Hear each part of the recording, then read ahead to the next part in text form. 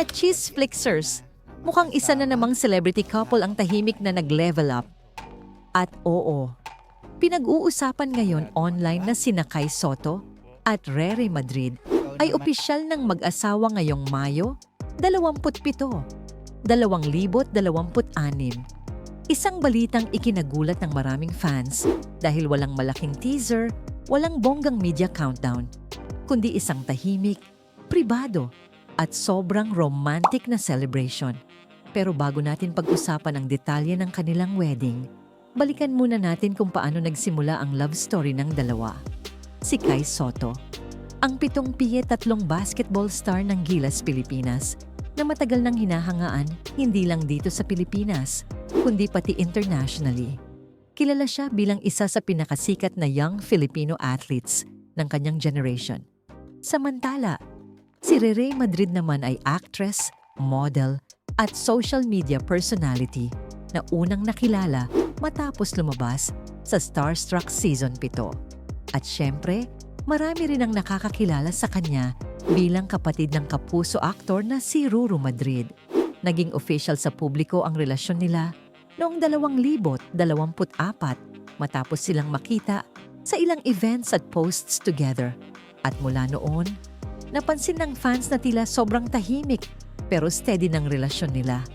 Walang masyadong issue, walang public drama, kaya marami ang nagsasabing isa sila sa pinaka-low-key pero strongest celebrity couples ngayon. At exactly 2 years matapos silang unang maging official, mukhang pinili nilang gawing mas espesyal ang kanilang anniversary date sa pamamagitan ng pagpapakasal. Ayon sa mga kumakalat online, intimate at private ang naging wedding ceremony ng dalawa na ginanap umano sa Nery's Secret Garden sa Alfonso, Cavite. Isang sikat na garden venue na pag-aari ni Nery Naig at Chito Miranda. At dito, naging mas nakakakilig ang lahat. Dahil ayon sa ilang guests at posts online, nagkaroon pa raw ng surprise performance ang parokya ni Edgar sa reception. Imagine ninyo iyon, isang garden wedding sa gabi, cozy lights, closest friends and family, tapos live na parokya ni Edgar habang nagse-celebrate ang bagong kasal. Sobrang simple pero sobrang memorable. Ang ceremony raw ay pinangunahan ni Mayor Randy Salamat, habang kabilang naman sa mga present ay ilang malalapit na kaibigan at pamilya, kasama na sina Ruru Madrid at Bianca Umali. Pero isa sa pinaka-pinag-uusapang bahagi ng kasalang ito ay ang mensaheng ibinahagi ni Rere Madrid online. Sa kanyang post, nagpasalamat siya una sa Diyos at sa mga taong patuloy na sumuporta sa kanilang relasyon.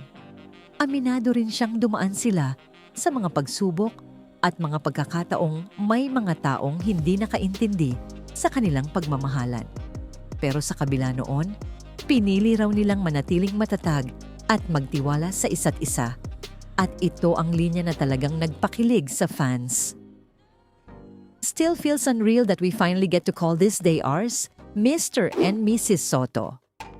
Simple, pero ramdam mo talaga. At honestly, maraming netizens ang natuwa dahil bihira na raw makakita ngayon ng celebrity couple na tahimik lang pero genuine ang relationship. Walang issue para lang mag-trending. Walang scripted drama. Pure support lang sa isa't isa.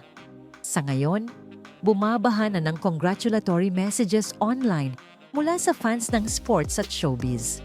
At marami rin ang nagsasabing bagay na bagay talaga sina Kai at Rere dahil pareho silang grounded despite pagiging public figures, mga cheese flixers.